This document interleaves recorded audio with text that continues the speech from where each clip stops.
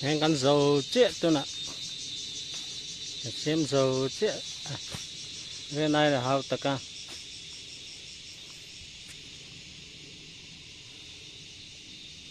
hết thắc khóc mày nên thình ạ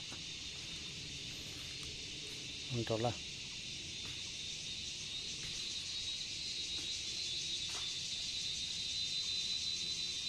đủ thu sam em là ô mà rồi khăn lo em rồi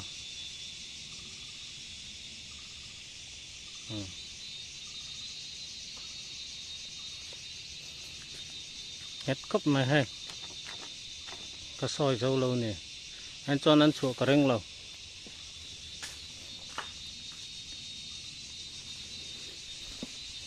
nhé tại thì hắn thì ngã cái sọt lăng á thì hắn lăng nè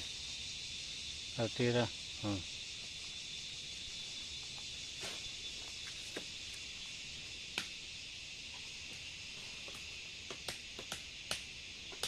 hết thắc khóc mày